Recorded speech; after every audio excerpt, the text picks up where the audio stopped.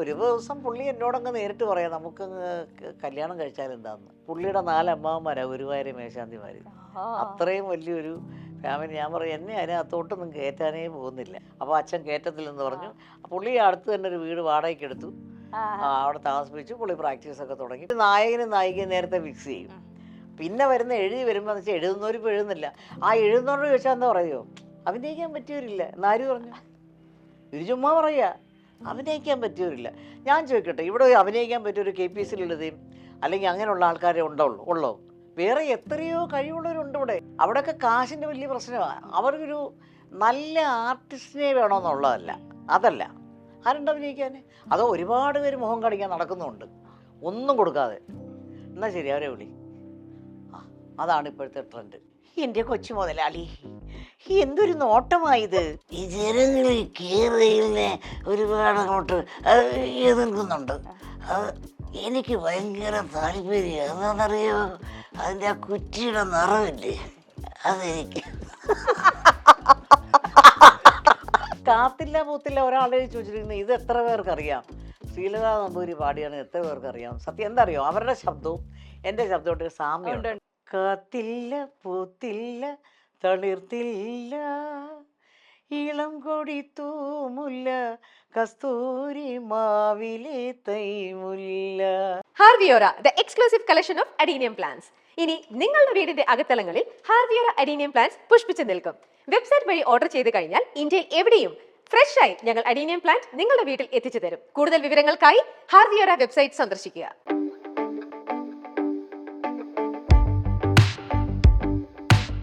Fight ഒക്കെ ചെയ്യുന്നതിന് ഒരു അത്ലീറ്റ് കൂടിയായിരുന്നു. ടൈമിങ് വേണം കേട്ടോ. ടൈമിങ് വേണം.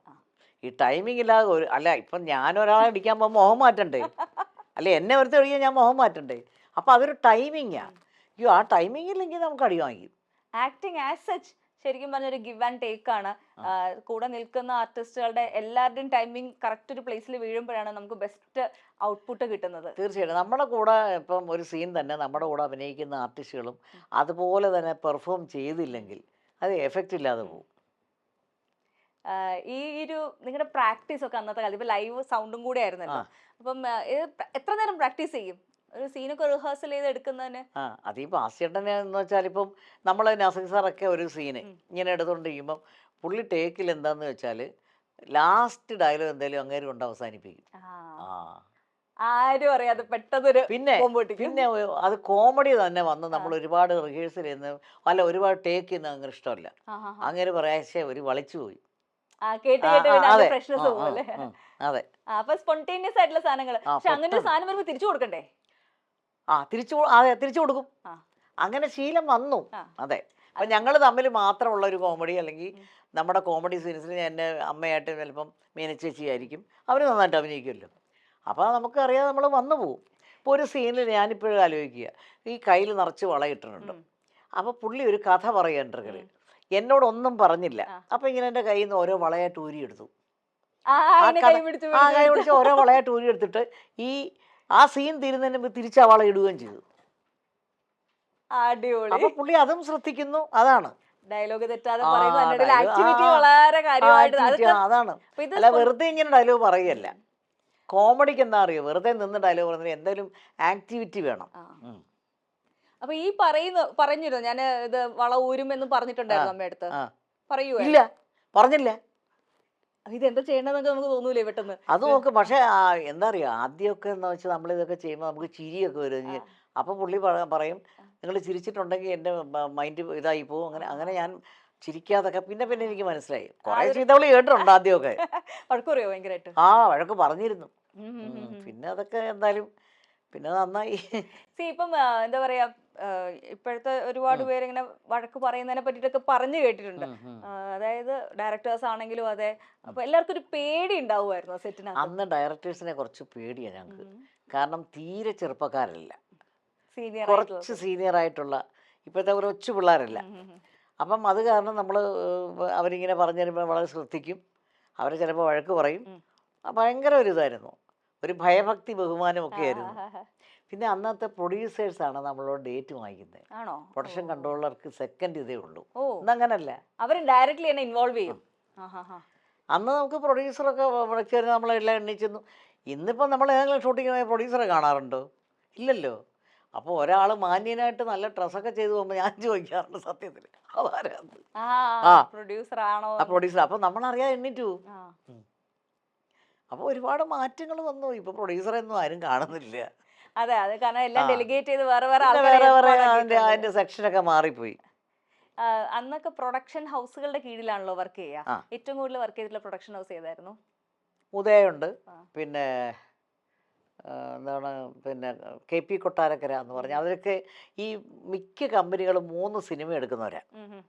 ഏറ്റവും കൂടുതൽ ഡയറക്ടർ ചെയ്തിരിക്കുന്നത് ഈ ശശികുമാർ. ആ. പുള്ളിയുടെ കീഴിൽ ഒരുപാട് പടത്തിൽ ഞാൻ വർക്ക് ചെയ്തിട്ടുണ്ട്, ഓക്കേ. ശശികുമാറിൻ്റെ പടത്തിലും. അപ്പം 3 പടം എടുക്കുന്നവരാ വർഷത്തിൽ. ആഹാ. ആ ഒരു വർഷത്തിൽ 3. അപ്പൊ ഏകദേശം ഒരേ സമയത്ത് തന്നെ ഷൂട്ടിംഗ് നടക്കും. ആ അല്ലെങ്കിൽ ഒരു പടം എടുത്തു കഴിഞ്ഞ് ഒരു 2 മാസം ഗ്യാപ്പ് ഉണ്ടാവും, 2 മാസം അടുത്ത പടം എടുക്കും. അപ്പം നമ്മുടെ ഈ പടത്തിലൊക്കെ നമ്മളുണ്ട്. കണ്ടിന്യൂസ് ആയിട്ട് കണ്ടിന്യൂസ്. അതെ, ഉദയയിലൊക്കെ സ്ഥിരം ആർട്ടിസ്റ്റുകളാണ്. നമ്മൾ ഒരു സിനിമയ്ക്ക് അവർ വിളിച്ചിട്ട് നമ്മൾ അടുത്ത സിനിമയ്ക്ക് അവർ നമ്മളെ വിളിക്കും. കുറേ സ്ഥിരം ആർട്ടിസ്റ്റുകളായിരുന്നു. ഇന്നത്തെ ആ ഒരു പ്രൊഡക്ഷൻ മേക്കിംഗ് പ്രോസസ്സ് മൊത്തത്തിൽ വേറെ ആയിട്ടുണ്ട്. അത് വേറെ എങ്ങനെയാണ് രണ്ടും വ്യത്യാസം ഫീൽ ചെയ്യുന്നത്? വ്യത്യാസം ഒന്നും അന്ന് ക്യാരവനൊന്നും ഇല്ലല്ലോ, മൊബൈലില്ല. അപ്പം ഇതൊന്നും ഇല്ലാത്ത കാരണം നമ്മളെല്ലാവരും കൂടെ ഒന്നിച്ച് കസേരയിട്ട് പുറത്തിരുന്ന് സംസാരിച്ചുകൊണ്ടിരിക്കുന്നു. ഇന്ന് സംസാരിക്കാൻ സമയമില്ല. ഈ ക്യാരവൻ ശരിക്കും പറഞ്ഞു കഴിഞ്ഞാൽ ഈ ആർട്ടിസ്റ്റുകൾ തമ്മിലുള്ള ബോണ്ടിങ് ഇല്ലാണ്ടാക്കി തന്നെ പറയാല്ലേ. എല്ലാവരും അവനവന്റെ മൊബൈൽ ഇപ്പം വന്നപ്പോൾ മൊബൈലും വന്നപ്പോൾ അങ്ങനെയാണല്ലോ. ഇപ്പം നമ്മളിങ്ങനെ നോക്കിക്കൊണ്ടിരിക്കുമ്പോഴായിരിക്കും നമ്മളവിടെ നിന്ന് വരുന്നു, നമ്മൾ ഹായ് കഴിഞ്ഞു, പിന്നെ നോക്കുക. സമയമില്ല. എല്ലാവരും ഒരുമാതിരി പുസ്തകം വായിക്കുന്ന പോലെ. അതിപ്പോൾ സീരിയലിൻ്റെ സെറ്റിലായാലും ഇത് തന്നെ. മൊത്തത്തിൽ ഇതാ ഒരു ഡിറ്റാച്ച്മെന്റ് ആയി. ഇപ്പൊ എല്ലാവരും അവനവന്റെ കാര്യം നോക്കി അത് തന്നെ. പിന്നെ സീരിയൽ പിന്നെ ക്യാരവനില്ലെന്നേ ഉള്ളൂ. അതും കൂടെ ആയി കഴിഞ്ഞാൽ പെർഫെക്റ്റ് ആയല്ലേ. അതാണ്. പക്ഷെ മൊബൈലൊക്കെ എന്ന് വെച്ചാൽ അതിൻ്റെതായിട്ടുള്ള ഗുണമുണ്ട്. മൊബൈൽ എന്ന് പറഞ്ഞാൽ ആർട്ടിസ്റ്റുകളെ സംബന്ധിച്ചിടത്തോളം ഇന്ന് അമ്മ നേരത്തെ പറഞ്ഞു സിനിമയിൽ അഭിനയിക്കുന്ന ആൾക്കാരെ കാണാനുള്ള അവസരം സെറ്റിൽ വരിക എന്നുള്ളതാ. ഇന്ന് നമ്മൾ മൊബൈലിലൂടെ അവർ എവിടെ പോകുന്നോ അവിടെയൊക്കെ മൊബൈലിൽ പോയി നമ്മൾ വിഷ്വൽസ് കിട്ടുന്നുണ്ട്. ആ ഒരു വ്യത്യാസം, അതായത് നമ്മൾ ഓവർ എക്സ്പോസ്ഡ് ആവുന്നുണ്ട് ആൾക്കാരുടെ. എന്താ അറിയോ, അങ്ങനെ ഓവർ ആകുമ്പോൾ അത് ഗുണം ചെയ്യില്ല, ദോഷം ചെയ്യും. അതുകൊണ്ടാണോ ഈ കരിയർ ഒരുപാട് പേര് ഞാൻ പറഞ്ഞുതരാം എന്തുകൊണ്ടാണ് കമലഹാസനും പിന്നെ രജനീകാന്തും ഈ പിന്നെ പരസ്യത്തിൽ അഭിനയിക്കാത്ത കണ്ടുണ്ടോ? ഏതോ എപ്പോഴോ ഉള്ളൂ. കൂടുതൽ പരസ്യത്തിൽ അഭിനയിക്കും തോറും കുഴപ്പമാകും, പ്രത്യേകിച്ച് നായകനും നായികയൊക്കെ. കണ്ട് അങ്ങനെ ഒരു ഇത് വരും. ഈ ഒരു ആർട്ടിസ്റ്റിനെ കാണാതിരിക്കുമ്പോഴാണ് കാണണം എന്നുള്ള ആഗ്രഹം മറ്റുള്ളവർക്ക് തോന്നുന്നത്. MGRക്ക് എന്തൊരു ഇതായിരുന്നറിയോ, ഒരു പാട്ടിൻ്റെ ഷൂട്ട് ചെയ്യണമെങ്കിൽ സെറ്റിലൊക്കെ ആണെങ്കിൽ പിന്നെ ഫോട്ടോ എടുക്കാനൊന്നും ആരും അകത്ത് കയറ്റുക പോലും ഇല്ല, വേറെ ആരും കയറ്റില്ല. ഇവർ ഫോട്ടോ എടുത്ത് കൊടുക്കത്തേ ഉള്ളൂ. കാരണം അവരെ എപ്പോഴും ഇങ്ങനെ കണ്ടോണ്ടിരുന്നാൽ അവരെ കാണാനുള്ള ഇതങ്ങ് തീരും. ആ ഒരു എന്താ പറയാ, നമ്മള് അൺഅവൈലബിൾ ആവുമ്പോ നമുക്ക് ഭയങ്കര കൂടുതൽ ഡിമാൻഡ് കൂടും. അത് തന്നെ. ഒരുപാട് അതായി പോയ വലിയ പ്രശ്നമാണ് അത്, പ്രത്യേകിച്ച് നായകനെയും നായികയൊക്കെ. ഇന്നത്തെ നായകന്മാര് എല്ലാരും കൂടെ ഏകദേശം അമ്മ വർക്ക് ചെയ്തിട്ടുണ്ട്. ഇപ്പം മമ്മൂക്കയുടെ കൂടെയും പിന്നെ ലാലിന്റെ കൂടെയും പൃഥ്വിരാജിന്റെ കൂടെയും ഒക്കെ വർക്ക് ചെയ്തിട്ടുണ്ട്. ഫഹദിന്റെ കൂടെയൊക്കെ ഉണ്ട്. ഇപ്പൊ നമ്മുടെ സിനിമയിലെ പുതിയ സിനിമകളൊക്കെ കാണാറുണ്ടോ? ഞാൻ പറഞ്ഞില്ലേ, ഞാൻ തിയേറ്ററിൽ ഇപ്പൊ ഞാൻ ലാസ്റ്റ് കണ്ട പടം മഹാരാജ. ഇപ്പൊ ലാസ്റ്റ് ആവേശം കണ്ടു, മമ്മൂട്ടി ടർബോ കണ്ടു. എല്ലാ സിനിമയും തിയേറ്ററിൽ പോയി കാണുന്ന ആളാണ്. എല്ലാ സിനിമയും എന്നോട് പേഴ്സണലി പറഞ്ഞു കേട്ടോ, സിനിമ തിയേറ്ററിൽ പോയി കാണാൻ ഇഷ്ടപ്പെടുന്ന ആളാണ് എന്ന്. മൊബൈൽ എനിക്ക് വലിയ താല്പര്യമില്ല. ഞാൻ തിയേറ്ററിൽ തന്നെ പോയി കാണത്തുള്ളൂ. കാരണം എന്താ വെച്ചാൽ അറിയോ, പണ്ടേ നമ്മൾ അഭിനയിക്കുന്ന ചില കോമഡി നമുക്ക് ഇഷ്ടപ്പെടും, അത് പൊതുജനത്തിന് ഇഷ്ടപ്പെടുന്നില്ല. അതെനിക്ക് മനസ്സിലായിട്ടുണ്ട്. പണ്ട് ഞങ്ങൾ അഭിനയിച്ച ചില പടങ്ങൾ ഈ ഉദയാലൊക്കെ അഭിനയിക്കാൻ വരുമ്പോൾ തിയേറ്ററിൽ പോയി കാണും. അപ്പോൾ നമ്മൾ വിചാരിക്കും, നമ്മൾ അഭിനയിച്ച ആരും ചിരിക്കില്ല. അതേ സമയത്ത് നമ്മൾ പ്രതീക്ഷിക്കാത്തതായിരിക്കും അവർക്കിഷ്ടം. അത് ആൾക്കാർക്ക് ഒരു റിയാക്ഷൻ. പിന്നെ പ്രത്യേകിച്ച് ഞാൻ പറയുന്ന പോലെ ഈ പിന്നെ ഈ സ്ക്രിപ്റ്റ് എഴുതുന്നവരും ഇങ്ങനെ കഥയൊക്കെ എഴുതുന്നവരൊക്കെ പോയിട്ട് തിയേറ്ററിൽ പോയി സിനിമ കാണണം. ആൾക്കാരുടെ റിയാക്ഷൻ അപ്പോഴേ മനസ്സിലാവും എന്ത് വർക്കൗട്ട് ആവുന്നു. ഈ പണ്ട് പറഞ്ഞ പോലെ ഈ ജഡ്ജ്മെന്റ് ഉണ്ടല്ലോ, നമ്മൾ ഷൂട്ട് ചെയ്യുന്ന സമയത്ത് ആ. നമ്മളൊന്ന് ട്രാക്കിലായി കഴിഞ്ഞാൽ ചിലപ്പോൾ നമുക്ക് മനസ്സിലായി തുടങ്ങുമായിരിക്കും. അപ്പോൾ ശരിക്കും സ്ക്രീനിൽ ഇത് വർക്ക്ഔട്ട് ആവുമെന്ന് ക്ലിയർ ആയിട്ടുള്ള ജഡ്ജ്മെന്റ് പറഞ്ഞു തരുമായിരുന്നു ആരെങ്കിലും? അത് അമ്മയ്ക്ക് തന്നെ അത് കിട്ടി തുടങ്ങിയിട്ടുണ്ടായിരുന്നു? കിട്ടി തുടങ്ങിയിരുന്നു. നമ്മൾ അഭിനയിക്കുമ്പോൾ നമുക്ക് മനസ്സിലാവും, ഓ ഇത് നന്നായിരിക്കുന്നു. ചിലത് വർക്കൗട്ട് ആവും തിയേറ്ററിൽ, ചിലത് നമ്മളെ പ്രതീക്ഷിക്കാത്തതായിരിക്കും. ആ ഇനി നമ്മൾ പാട്ടിലേക്ക് വരാം. ഈ സിനിമയിൽ അഭിനയിച്ചുകൊണ്ടിരിക്കുന്നതിനിടയിൽ തന്നെ പാട്ടും കൊണ്ടുപോയിക്കൊണ്ടിരുന്നു. ദക്ഷിണാമൂർത്തി സ്വാമിയുടെ കീഴിൽ സംഗീതം അഭ്യസിക്കുകയും ഒക്കെ ചെയ്തിട്ടുണ്ടായിരുന്നു. ഈ പാട്ട് എന്ന് പറയുന്ന ട്രാക്ക് അമ്മയ്ക്കൊരു കുറച്ചും കൂടി എക്സ്പ്ലോർ ചെയ്യാൻ പറ്റുമായിരുന്നു എന്ന് തോന്നിയിരുന്നോ? അതിലൊരു കുറച്ചുകൂടി അതായത് എൻ്റെ അമ്മ മ്യൂസിക് പിന്നെ അക്കാഡമിയിലൊക്കെ പഠിച്ച് പാസ്സായി മ്യൂസിക് ടീച്ചറായിരുന്നു. അമ്മ ഒരുപാട് കച്ചേരികൾ നടത്തിയിട്ടുണ്ട്. അപ്പം അന്ന് ഞാൻ വളരെ ചെറിയതാണ്. അപ്പോൾ ഈ കച്ചേരിക്ക് പോകുമ്പോഴൊക്കെ എന്നെയും കൊണ്ടുപോകും. ഞാൻ പുറകിൽ കിടന്നുറങ്ങും. അന്ന് എനിക്ക് വലിയ താല്പര്യമില്ല. പിന്നീട് കുറച്ചങ്ങോട്ട് കഴിയുമ്പോൾ എനിക്ക് ക്ലാസിക്കലിനോടാണ് താല്പര്യം. അങ്ങനെ പീലിയിൽ ചെറുകൂട്ട് പാടണം എന്നൊക്കെ മനസ്സിൽ അങ്ങനെ പഠിക്കണം, നല്ലൊരു ആരോടെങ്കിലും പഠിക്കണം എന്നൊക്കെ തോന്നിയിട്ട് അങ്ങനെ മദ്രാസിൽ വന്നപ്പോൾ ദക്ഷിണാമൂർത്തി സ്വാമിയെ കണ്ട്. അതിന് സ്വാമി ആദ്യം ചോദിക്കണം സിനിമ പാടണോ അതോ പിന്നെ കച്ചേരിയാണോ? ഞാൻ പറഞ്ഞു കച്ചേരി, എന്നാൽ നിന്നെ ഞാൻ പഠിപ്പിക്കാമെന്ന് പറഞ്ഞു. അങ്ങനെയാണ് ഞാൻ പിന്നെ സിനിമയിൽ ഞാനൊരു 10-16 പാട്ട് പാടിയിട്ടുണ്ട്. എൻ്റെ പാട്ടുകളും ശ്രീവിദ്യയ്ക്ക് വേണ്ടി ഒക്കെ പാടിയിട്ടുണ്ട്. അതിലാദ്യം ഞാൻ പാടിയ പാട്ട് ഒരു 4 വരി, അതിൻ്റെ മ്യൂസിക് ഒരു കുട്ടിക്ക് വേണ്ടിയാണ് പാടി. 7 രാത്രികൾ എന്ന് പറയുന്ന ഒരു സിനിമ. അതിൽ പ്രിൻസ് എന്ന് പറയുന്ന ഒരു കുട്ടിക്ക് വേണ്ടിയിട്ട് പാടി. അതിലൊരു 4 വരി മാത്രം. അതിൻ്റെ മ്യൂസിക് ഡയറക്ടർ ആരാന്നറിയോ? സലീൽ ചൗധരി. അയ്യോ, ഞാനിങ്ങനെ പേടിച്ച് വിറച്ച് അതിൽ ആ പാട്ടിൽ ദാസേട്ടനുണ്ട്, സിഒ എൻ്റെ ഉണ്ട്, ഞാനുണ്ട്, പിന്നെ ഒരാളും കൊണ്ടുണ്ട്. അപ്പം 4 പേർക്കും അങ്ങനെ. ചെമ്മീനൊക്കെ മുന്നേ ആണോ ശേഷമാണോ? ശേഷമാണ്, ചെമ്മീന് ശേഷമാണ്. അവരുടെ രണ്ടാമത്തെ പടമായിരുന്നു തോന്നും. എൻ്റെ ദൈവമേ, ഈ സലീൽ ചൗധരി എങ്ങനെയാ വെച്ചാൽ ഈ ട്യൂണ് പോലെ അങ്ങനെ ഈ അക്ഷരങ്ങൾ മലയാളം അറിയത്തില്ലല്ലോ, അങ്ങനെയാ പറഞ്ഞു തരുന്നത്. അപ്പൊ അതിലൊരു 4 വരി പാടി. അതാണ് എൻ്റെ ആദ്യത്തെ സിനിമയിലുള്ള പാട്ട്. അതൊന്ന് 4 വരി ഞങ്ങൾക്കൊന്ന് ഓർമ്മയുണ്ടോ? ഓർമ്മയുണ്ട്. എന്താണ്? പട്ടണത്തിൽ വന്നിരിക്കണ വട്ടൊരു സിനിമ, പട്ടണത്തിൽ വന്നിരിക്കണ വട്ടൊരു സിനിമ, 8-10 പാട്ട് കേൾക്കാം, മുട്ടിന് ഗുസ്തി കാണാം, തൊട്ട് പെൺപിള്ളേരുടെ കുളി കാണാം. അതാണ് ഞാൻ ഒരു പയ്യൻ പാടുന്നത്. അടിപൊളി തുടക്കായിരുന്നല്ലേ അന്നത്തെ ഏറ്റവും വലിയ ഭയങ്കര ലിബറേഷൻ. അതെ, അന്നൊക്കെ ഞാനിങ്ങനെ പേടിച്ച് പറിച്ച്. അപ്പം ദാസേട്ടൻ പറയാം ധൈര്യമായിട്ട് പാടിക്കും. അങ്ങനെയാണ് അത് രാമു കരിയാട്ട് സാറാ എന്നെ വിളിച്ചത്. അങ്ങനെ അതായിരുന്നു തുടങ്ങിയത്. ശരിക്കും പറഞ്ഞാല് അമ്മ പാടിയിട്ടുള്ള 10-16 പാട്ടുണ്ട്. അത് പലരും തെറ്റിദ്ധരിച്ചിട്ടുണ്ടല്ലേ, പീലിയില പാടിയിരിക്കുന്ന പാട്ടാണ് ഒരുപാട് പേര് തെറ്റിദ്ധരിച്ചു. കാത്തില്ല പൂത്തില്ല ഒരാളെ ചോദിച്ചിരിക്കുന്നത് ഇത് എത്ര പേർക്ക് അറിയാം? ശ്രീലത നമ്പൂരി പാടിയാണ് എത്ര പേർക്ക് അറിയാം? സത്യം എന്താ അറിയോ, അവരുടെ ശബ്ദവും എൻ്റെ ശബ്ദവും സാമ്യമുണ്ട്. ചില പാട്ടുകൾ ഞാൻ പാടുമ്പോൾ ചില പറയുന്നുണ്ട് എന്താണ് ആ ശബ്ദം പോലെ ഉണ്ടല്ലോ, ആ തെറ്റിദ്ധരിക്കുന്നു. സത്യമാ, എന്തോ എവിടെ ഒരു സാമ്യമുണ്ട്. അതെനിക്ക് ആ പാട്ടൊന്ന് പാടിത്തരാവോ? നമ്മുടെ കാത്തില്ല പൂത്തില്ല. കാത്തില്ല പൂത്തില്ല തളിർത്തില്ല, ഇളം കൊടി തൂമുല്ല, കസ്തൂരി മാവിലെ തൈമുല്ല, മകയിരം നാൾ കുറെ പൂവേണം, മലനാട്ടമ്മയ്ക്കു തിരുനോമ്പ്, കാത്തില്ല പൂത്തില്ല തളിർത്തില്ല. അടിപൊളി. ഈ പാട്ട് ശ്രീവിദ്യാമ്മയ്ക്ക് വേണ്ടിയിട്ടാണ് പാടിയിരിക്കുന്നത് അല്ലേ? ദക്ഷിണാമൂർത്തി അരക്കള്ളം മുക്കക്കള്ളൻ. ഇത് അത് കഴിഞ്ഞിട്ട് പാട്ടിലേക്കുള്ള അവസരങ്ങൾ കൂടുതൽ വന്നോണ്ടിരുന്നോ? ഞാൻ അഭിനയിക്കുന്ന പടത്തിലെ എൻ്റെ പാട്ടൊക്കെ അങ്ങനെ പാടിയിരുന്നു. പിന്നെ അന്ന് കച്ചേരിയും പരിപാടിയൊക്കെ ഒരുപാട്. ഞാൻ സത്യം പറഞ്ഞാൽ ഈ പിന്നെ സ്വാമിയാണ് നിർബന്ധിച്ച് ഒരു 3-4 വർഷം ഇങ്ങനെ പഠിച്ചു കഴിഞ്ഞപ്പോൾ ഇടയ്ക്കിടയ്ക്ക് ദിവസവും പഠിക്കുന്നില്ലല്ലോ, ഷൂട്ടിംഗ് ഇല്ലാത്ത ദിവസങ്ങൾ. അപ്പോൾ സ്വാമി പറഞ്ഞു നീ അരങ്ങേറ്റം നടത്തിക്കോളാൻ. എനിക്ക് നല്ല ധൈര്യമില്ലായിരുന്നു. ഞാൻ വിചാരിച്ചു അരങ്ങേറ്റം കഴിഞ്ഞാൽ പിന്നെ അങ്ങനെ ഇരിക്കാമല്ലോ. പക്ഷെ ഒരുപാട് കച്ചേരികൾ വന്നുകൊണ്ടിരുന്നു. അത് ഞാൻ ചോറ്റാനിക്കര, പിന്നെ തിരുനക്കര, ഏറ്റുമാനൂര്. എപ്പോഴായിരുന്നു അരങ്ങേറ്റം? 75-ല്. 75-ല്. ഓക്കെ. അത് കഴിഞ്ഞ് കണ്ടിന്യൂസ് ആയിട്ട് എത്ര വർഷം വരെ പാടിയിരുന്നു? ഞാൻ എൻ്റെ പിന്നെ അഭിനയം പിന്നെ ഞാൻ കോളിലൊക്കെ നിർത്താൻ അതുവരെ പാടിയിരുന്നു.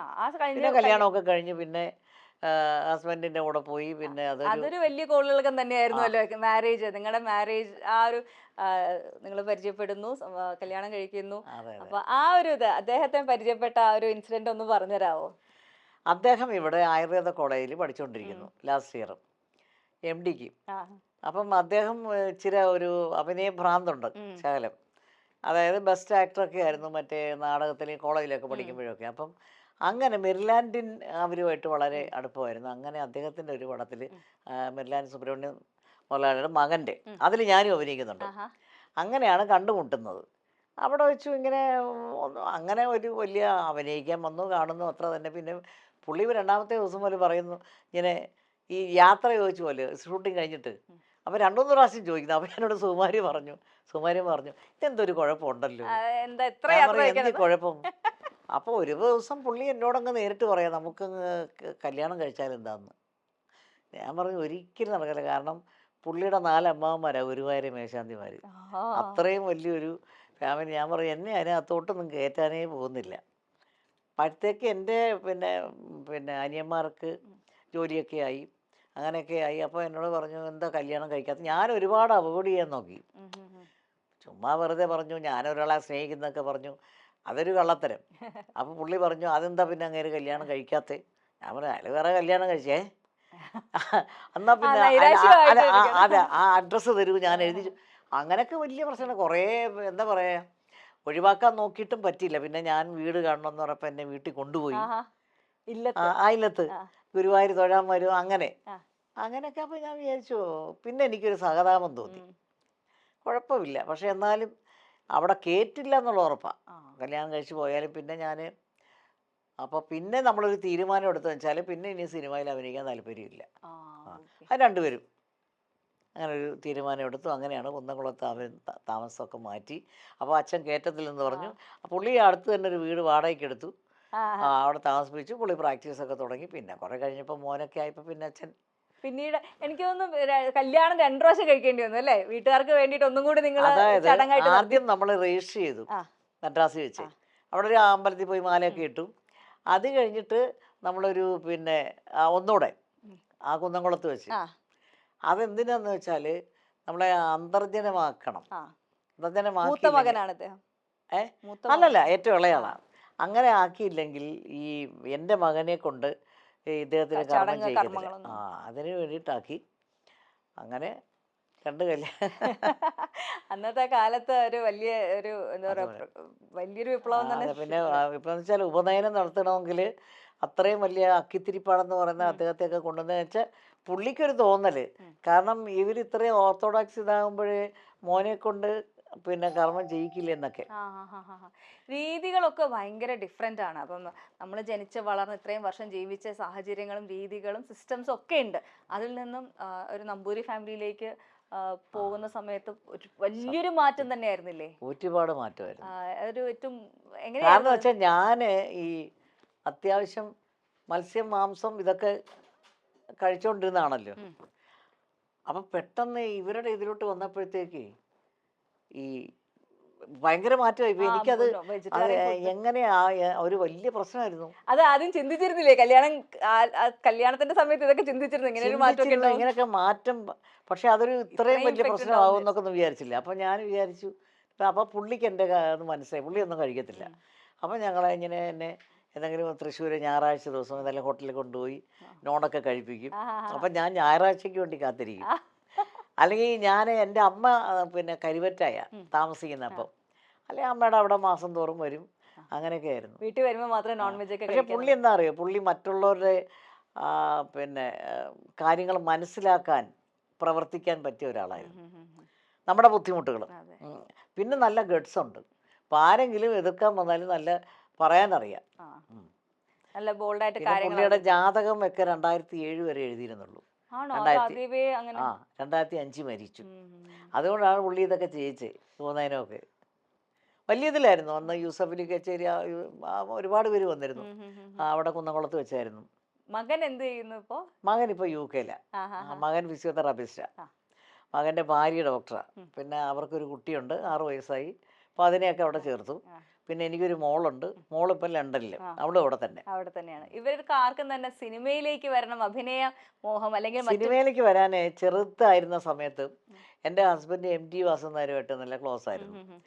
അപ്പോൾ MT ഒരിക്കലും ഈ ദേശാടനം എന്തോ ഒരു പടത്തിൻ്റെ കാര്യമോ എന്തോ പറഞ്ഞിരുന്നത്. അപ്പോൾ ഒരു കുട്ടി അഭിനയിക്കുന്നുണ്ടല്ലേ, അതിന് വേണ്ടിയിട്ട് പിന്നെ വിളിച്ചു.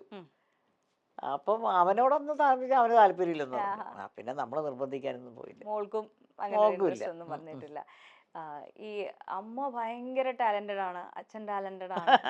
അമ്മ പാട്ട് മാത്രമല്ല, അഭിനയം മാത്രമല്ല, നന്നായിട്ട് മിമിക്രിയും ചെയ്യും അല്ലേ? എന്ന് പറയുന്നില്ല, ഞാൻ കേട്ടിട്ടുണ്ട്. അമ്മ ഷീലാമ്മേനൊക്കെ ഇമിറ്റേറ്റ് ചെയ്ത് ഞാൻ നന്നായിട്ട് കേട്ടിട്ടുണ്ട്, കണ്ടിട്ടുണ്ട്. അപ്പൊ നമ്മുടെ മൈൽ സ്റ്റോണിന്റെ പ്രേക്ഷകർക്ക് വേണ്ടിയിട്ട് അമ്മയുടെ സ്ഥിരം ഐറ്റംസ് ഒക്കെ ഒന്ന് ഞങ്ങൾക്ക് കൂടെ കാണിച്ചു തരാമോ? ഞാൻ ഇടയ്ക്കിടയ്ക്ക് ഈ പിന്നെ KR ഗൗരിയമ്മ എനിക്ക് ഭയങ്കര ഇഷ്ടമാണ്. അപ്പോൾ KR ഗൗരിയമ്മയുടെ ഈ പിന്നെ ഇൻ്റർവ്യൂസ് പലതും നമ്മുടെ ചെറുപ്പകാലത്ത് അവരൊരു മുഖ്യമന്ത്രിയായി കാണണം എന്നൊക്കെ ആഗ്രഹിച്ചിരുന്നതാണ്. അപ്പോൾ അവരുടെ ഇൻ്റർവ്യൂ ഒക്കെ ഇങ്ങനെ കാണും. അപ്പോൾ ഞാനിങ്ങനെ ആലോചിക്കും, എന്താണ് ഇവർ മുഖ്യമന്ത്രി ആകാത്ത കാരണം. അപ്പോൾ ഒരിക്കലും ഒരു ഇൻ്റർവ്യൂ കേട്ടപ്പോൾ പറഞ്ഞു ഇങ്ങനെ, അത് പിന്നെ നമ്പൂതിരി കാരണമാണ്. അപ്പോൾ അവർ കുറച്ച് പ്രായമായി കഴിഞ്ഞപ്പോൾ അവർക്കൊരു ഒരു ഒരു ഷിവറിങ് ഉണ്ട് സംസാരിക്കുമ്പോഴും അല്ലേ.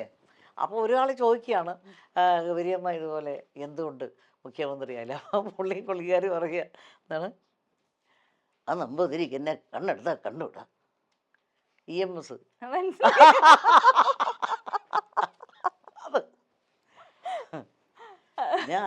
ഞാൻ ചെയ്തിരുന്ന ജോലിയൊക്കെ, എൻ്റെ വകുപ്പിലെ ജോലിയൊക്കെ ഞാൻ വളരെ കറക്റ്റായിട്ട് ചെയ്തുകൊണ്ടിരുന്നതാണ്.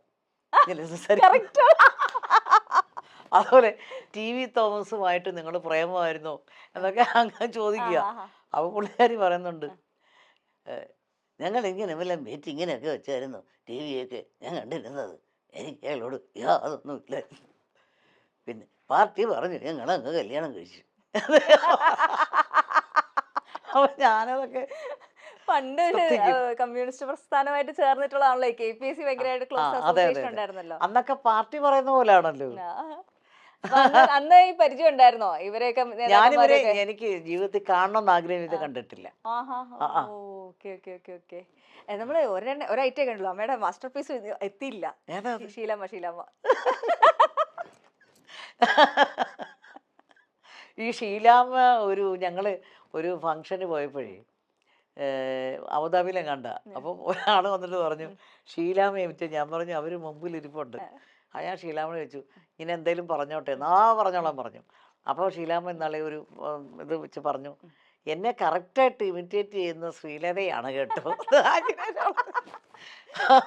അതൊരു പ്രത്യേക ഒരു സ്റ്റൈലാണ്. എന്താണ്, ഞങ്ങളെ ഈ കടത്തനാട്ട് മാക്കം ഇങ്ങനെയൊക്കെയുള്ള ഇതിൽ അഭിനയിച്ചപ്പോൾ ഇങ്ങനെ ഒരു കൊല്ലനെ വന്നിട്ടൊരു തെറ്റ് ചെയ്തിട്ട് അയാൾക്കൊരു വിധി പറയാം. അപ്പം ആങ്ങളമാർ പറയും ഇപ്രാവശ്യം നേർപ്പെങ്ങൾ വിധിക്കട്ടെ. അപ്പോൾ അവർ വന്ന് ദേവിയെ തൊഴുതിട്ട് പറയാം, എൻ്റെ കാവിലമ്മേ, ഈ വിധി പറയാൻ എനിക്ക് ശക്തി നൽകണമേ.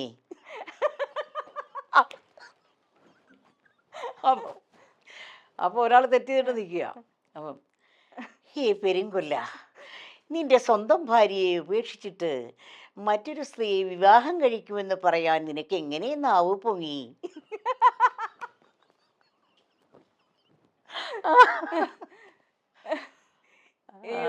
ഇത് അമ്മയുടെ പഴയ ഷീലാമ്മയുടെ പഴയ സ്റ്റൈല്. ഇപ്പോഴത്തെ സ്റ്റൈല് ഇത് തന്നെയാ.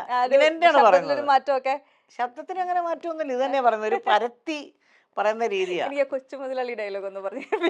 അത് അതാണ് എന്താണ്, എന്റെ കൊച്ചു മുതലാളി, എന്റെ കൊച്ചു മുതലാളി, എന്തൊരു നോട്ടമായത്. ഞാനൊരിക്കല് പിന്നെ എന്താണ് നമ്മുടെ ശ്രീകണ്ഠൻ നായരുമായിട്ട് ഒരു ഇന്റർവ്യൂ. ശ്രീകണ്ഠൻ നായർ ഒന്നും പറയാൻ സമ്മതിക്കത്തില്ല, പറഞ്ഞോണ്ടേയിരിക്കും. അപ്പൊ ഈ കോടീശ്വരൻ എന്തുവാണ്. അപ്പൊ ഞാനിങ്ങനെ മുഖത്ത് നോക്കിച്ച് പറഞ്ഞു, എന്തൊരു നോട്ടമായത്. അതോടുകൂടി പിന്നെ ഞാൻ ഒരിക്കൽ ഈ പിന്നെ ഇങ്ങനെ മറ്റേ എന്താണ് സുരാജിന്റെ ഒരു ഇന്റർവ്യൂ കണ്ടോണ്ടിരുന്നു. അപ്പൊ സുരാജ് വെള്ളാപ്പള്ളി ആ ആ അപ്പം ഞാൻ ചുമ്മാതെ ഞാനത് പറഞ്ഞു സുരാജിനോട് കേൾപ്പിച്ച് പറഞ്ഞു ചേച്ചി ഇത് കറക്റ്റായിട്ടുണ്ട് ഇത് പറഞ്ഞോളൂ. അതായത് കുറച്ചുകൂടെ അയാളെ എവിടെയോ ഒന്ന് അദ്ദേഹം പ്രസംഗിക്കുന്നു, അതിനെപ്പറ്റി പറയാം. അപ്പം എന്തായത്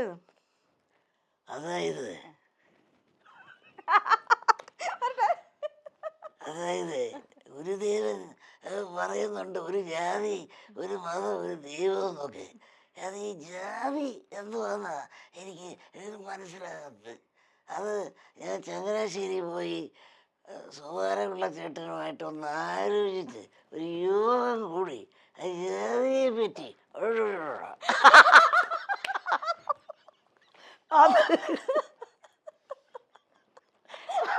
അടിപൊളി അവസാനം. പിന്നെ എന്നോട് പറഞ്ഞു ചേച്ചി ഒരു കാര്യം കൂടെ പറഞ്ഞുതരാം, അതുകൂടെ പറയണം കേട്ടോ. അപ്പോൾ ഞാൻ സുരാജ് പറഞ്ഞു അതുകൂടെ പറഞ്ഞു. അതെന്ന് വെച്ചാൽ ഈ കേരളിനെ പറ്റിയാണ്. ഈ ജനങ്ങൾ ഈ കേരളിനെ ഒരുപാട് അങ്ങോട്ട് എതിർക്കുന്നുണ്ട്. അത് എനിക്ക് ഭയങ്കര താല്പര്യം. എന്താണെന്നറിയോ, അതിൻ്റെ ആ കുറ്റിയുടെ നിറമില്ലേ, അതെനിക്ക്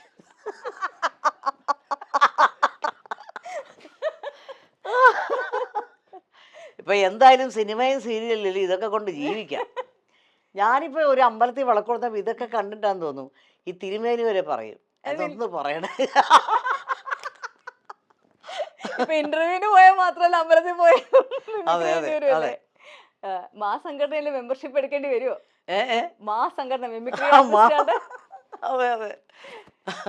ഈ അമ്മ സംഘടനയുടെ മീറ്റിങ്ങിന് വേണ്ടി എറണാകുളത്ത് വന്നപ്പോഴാണ് നമ്മള് ഇപ്പൊ മീറ്റ് ചെയ്യുന്നത്. അപ്പൊ അന്നത്തെ കാലത്തൊക്കെ ഒരു സംഘടന ഉണ്ടായിരുന്നിരുന്നെങ്കിൽ എന്ന് ആലോചിച്ചിട്ടുണ്ടോ? പണ്ട് ഒരു സംഘടന എന്ന് പറഞ്ഞാൽ ചലച്ചിത്ര പരിഷത്ത് എന്നൊരു സംഘടന ഉണ്ടായിരുന്നു. പക്ഷേ അത് ഇതുപോലെ അന്ന് ഞാൻ പറഞ്ഞില്ലേ ഒരുപാട് ആർട്ടിസ്റ്റുകളൊന്നും ഇല്ലല്ലോ. പിന്നെ അതങ്ങനെ ഒരു സംഘടന പിന്നെ സ്ട്രോങ് ഒന്നും ഇല്ലായിരുന്നു. അന്നൊക്കെ പൈസ കിട്ടാൻ വലിയ പാടായിരുന്നു. പിന്നെ നമ്മളങ്ങ് അഭിനയിച്ച് പോകുന്നു. ഒരുപാട് പൈസ കിട്ടാൻ ബുദ്ധിമുട്ട് പലർക്കും.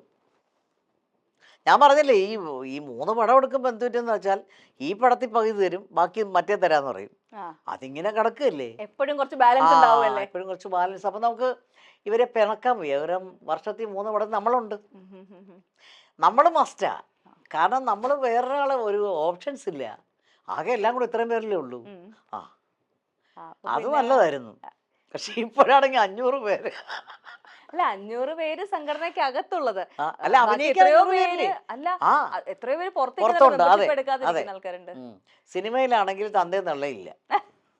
അതൊരു വിഷമായിട്ട് തോന്നാറുണ്ടോ ഇപ്പൊ? അത് വിഷമിച്ച് ഉണ്ട്. ഇപ്പൊ അങ്ങനല്ല. ഇപ്പൊ എങ്ങനെയാ വെച്ചാൽ ഇപ്പൊ കുട്ടനാട്ടിൽ ഒരു ഷൂട്ടിന് പോകുന്നു. പോകുമ്പോൾ അവര് നായകനും നായികയും നേരത്തെ ഫിക്സ് ചെയ്യും. പിന്നെ എഴുതി വരുമ്പോൾ വെച്ചാൽ എഴുതുന്നവർ ഇപ്പോൾ എഴുതുന്നില്ല. ആ എഴുതുന്നവരോട് ചോദിച്ചാൽ എന്താ പറയുമോ, അഭിനയിക്കാൻ പറ്റിയവരില്ല എന്നാര് പറഞ്ഞു? ഇവര് ചുമ്മാ പറയുക അഭിനയിക്കാൻ പറ്റിയവരില്ല. ഞാൻ ചോദിക്കട്ടെ, ഇവിടെ അഭിനയിക്കാൻ പറ്റിയൊരു KPSC-ലുള്ളതേയും അല്ലെങ്കിൽ അങ്ങനെയുള്ള ആൾക്കാരെ ഉള്ളോ? വേറെ എത്രയോ കഴിവുള്ളവരുണ്ട് ഇവിടെ. ഇവരെഴുതത്തില്ല.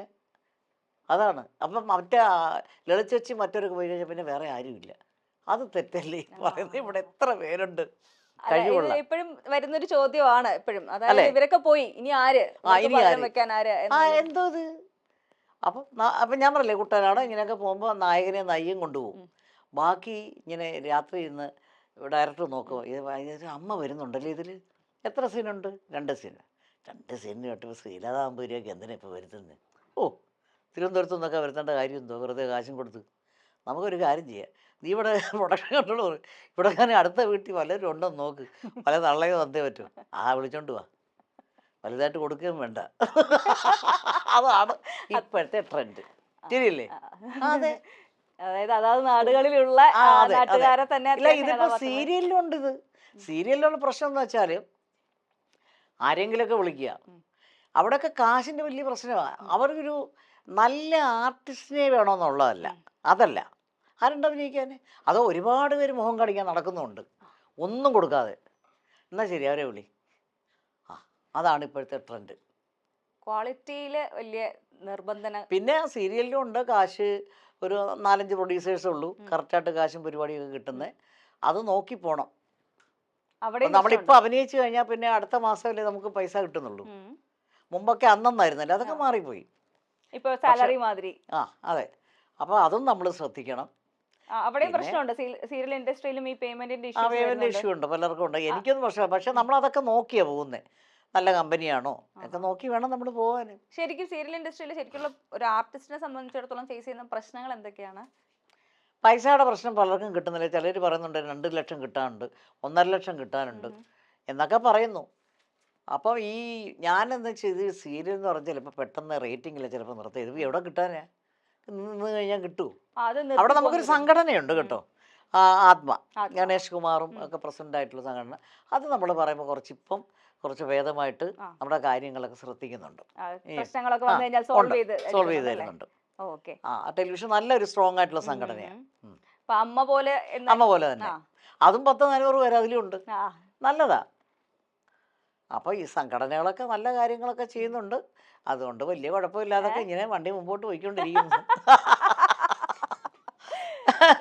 എന്തായാലും ഈ വണ്ടി നല്ല സൂപ്പർ സ്ട്രോങ് ആയിട്ട് തന്നെ 5ാമത്തെ ഗിയറിൽ നല്ല പറപ്പിച്ച് പാറി നടക്കട്ടെ, യാത്രകൾ ഒരുപാട് നടക്കട്ടെ. നമുക്ക് നല്ല നല്ല യാത്രകളെ ഒരു ജ്യോതിഷത്തിൽ പറഞ്ഞതെന്നറിയോ, നമ്മൾ ഒരുപാട് യാത്ര ചെയ്യുമ്പോൾ നമ്മുടെ നെഗറ്റീവ് എനർജി പോകുന്ന, സത്യം, പോസിറ്റീവ് എനർജി വരുന്ന. അപ്പൊ ഞാൻ എൻ്റെ പിള്ളേരൊക്കെ അങ്ങ് പോയി, ഞാൻ വെറുതെ ഇങ്ങനെ എത്ര നേരം ഇതിനകത്ത് പോകാറുണ്ട് യാത്ര. എങ്ങനെ ഞാൻ ഒരുപാട് അമ്പലങ്ങളിൽ പോകും. അതെങ്ങനെയാന്ന് വെച്ചാൽ ഞാൻ അമ്പലപ്പുഴ പോകുന്ന എങ്ങനെയാന്ന് വെച്ചാൽ മറ്റേ MC റോഡ്, മറ്റേ റോഡ് വഴി പോയിട്ട് തിരുവല്ലായിൽ നിന്ന് അമ്പലത്തിൽ അവിടെ കയറി, അത് കഴിഞ്ഞ് ഞാൻ ഹരിപ്പാട്ട് വന്ന് അവിടെ കയറി, മണ്ണാശാല കയറി, എല്ലാ ദൈവങ്ങളെയും കണ്ട് കാര്യമൊക്കെ പറയുക. അത് കഴിഞ്ഞ് തിരിച്ച് വീട്ടിൽ പോകും. പിന്നെ ഒരു ദിവസം ഞാൻ കൊട്ടാരക്കര പോയി, ചെങ്ങന്നൂർ പോയി, ഇങ്ങനെ പിന്നെ എല്ലാ ആഴ്ച തോറും ഞാൻ പോകുന്ന ഒരു അമ്പലമാണ് മറ്റേ പഴവങ്ങാടി ഗണപതി. അതെ, നമ്മുടെ സ്വന്തം ഗണപതി. ഒരുപാട് കാര്യങ്ങൾ പറയാനുണ്ട് പോയിട്ട്. പിന്നെ കണ്ണടച്ച് നിൽക്കത്തില്ല, ഈ എല്ലാവരും കണ്ണടച്ച് നിൽക്കും. ഞാൻ കണ്ണ് നോക്കിയാൽ എന്താ അറിയോ, പിന്നെ നമ്മൾ വീട്ടിൽ വന്ന് പ്രാർത്ഥിക്കുമ്പോൾ കണ്ണടച്ച് പ്രാർത്ഥിക്കുമ്പോൾ ആ രൂപം വരും, മനസ്സിലുണ്ടാവും നമ്മുടെ രൂപം അല്ലേ. അപ്പോൾ അങ്ങനെ ഗണപതിയോടും എല്ലാം കാര്യങ്ങളൊക്കെ പറയും. പിന്നെ ചില കാര്യങ്ങളൊക്കെ ഗണപതിയൊക്കെ ഒന്ന് വട്ടം കറക്കും, എന്നാലും അവസാനം ശരിയാക്കി തരും. അപ്പോൾ പോയി നന്ദിയൊക്കെ പറയും. ഭഗവാനായിട്ട് വളരെ നല്ലൊരു ഒരുപാടല്ല, എന്താ അറിയോ, ചില സംഭവങ്ങൾ നമുക്കൊക്കെ പ്രായമായില്ലേ, ചില സംഭവങ്ങൾ നമ്മളൊരു സ്ഥലത്ത് വെച്ചാൽ കാണത്തില്ല, നമ്മളൊരു 2 പ്രാവശ്യം തരയും, 2 പ്രാവശ്യം തരാനും കാണത്തില്ല. ഞാൻ ചുമ്മാ എങ്കിലും പറയും, എന്തിനാ എൻ്റെ ഗണപതി ഭഗവാൻ എന്നെ ഇങ്ങനെ ബുദ്ധിമുട്ടിക്കും, ഞാൻ അടിച്ചേക്കാം, ഞാൻ തേങ്ങ അടിച്ചേക്കാം, സത്യമായിട്ടും കിട്ടും. ഇതൊക്കെ എന്താ അറിയോ, ഇതെല്ലാം ഒരു വിശ്വാസമാണ് അല്ലേ, വിശ്വാസമാണ്. ഞാനിപ്പോൾ നമ്മുടെ ദൈവങ്ങളെ മാത്രമല്ല എല്ലാ ദൈവങ്ങളെയും ഞാൻ വിശ്വസിക്കുന്ന ഒരാളാണ്. കാരണം നമ്മൾക്ക് പല രൂപത്തിൽ നമ്മൾ പ്രാർത്ഥിക്കുന്നു, അവരവരുടേതായിട്ടുള്ള ഇതിൽ അല്ലേ, അതിൽ വിശ്വസിക്കണം. അത് എന്തോ ഒരു ശക്തി ഈ ലോകത്തുണ്ട് അല്ലേ, ആ ഒരു ശക്തി കൂടി ഇല്ലായിരുന്നെങ്കിൽ ഇത് എന്നേ നശിച്ചു പോയേനെ. ഇപ്പൊ ആ ഒരു ശക്തി ഇവിടെ ഉള്ളത് കൊണ്ടാണ് കുറച്ചു പേർക്കെങ്കിലും ഒരു ഭയമുള്ളത് ജീവിതത്തിൽ അല്ലേ, എന്നൊക്കെയാണ് എൻ്റെ വിശ്വാസം. നമ്മുടെ പഴയ കാലത്തെ ഫേമസ് ആയിട്ടുള്ള പ്രൊഡക്ഷൻ ഹൗസസ്, അതായത് മെറിലാൻഡ്, ഉദയ ഒക്കെ ഇപ്പൊ വീണ്ടും ആക്റ്റീവായിട്ട് സിനിമകൾ എടുക്കാൻ തുടങ്ങി. മെറിലാൻഡ് ഇപ്പം വൈശാഖ് കുറെ സിനിമകൾ എടുത്തിട്ടുണ്ടായിരുന്നു. അപ്പൊ അന്നത്തെ കാലത്ത് വർക്ക് ചെയ്തവരൊപ്പം ഈ തലമുറകൾക്കൊപ്പം വർക്ക് ചെയ്തിട്ടുണ്ടോ? മെറിലാൻഡ് പിന്നെ സുബ്രഹ്മണ്യ മുതലാളിയുടെ പടത്തിൽ അഭിനയിച്ചില്ല, മകന്റെ പടത്തിൽ അഭിനയിച്ചിട്ടുണ്ട്, വേനലിലൊരു മഴ, പിന്നെ വേറെ 1-2 പുതിയ വെളിച്ചം, അതിലൊക്കെ അഭിനയിച്ചിട്ടുണ്ട്. പിന്നെ ഇപ്പൊ വൈശാഖിന്റെ അച്ഛൻ എടുക്കുന്ന സീരിയൽ അഭിനയിച്ചുകൊണ്ടിരിക്കുന്നുണ്ട്. എന്തായാലും ഭഗവാന്റെ എല്ലാവരുടെയും അനുഗ്രഹം കൊണ്ട് എല്ലാ കാര്യങ്ങളും തടസ്സങ്ങളൊന്നും ഇല്ലാതെ മുന്നോട്ട് പോവുകയാണ്. അതുപോലെ തന്നെ മുന്നോട്ട് പോട്ടെ, നല്ല നല്ല കാര്യങ്ങളൊക്കെ സംഭവിക്കട്ടെ. ഒരുപാട് സിനിമകളിലും സീരിയലുകളിലും ഒക്കെ നമുക്ക് ഇനി നല്ല കഥാപാത്രങ്ങളായി കാണാൻ ആഗ്രഹമുണ്ട്. ഇഷ്ടപ്പെട്ട നിരവധി റോളുകൾ വന്നു ചേരട്ടെ എന്ന് വിഷ് ചെയ്യുന്ന ആൻറ്റി. Okay, thank you.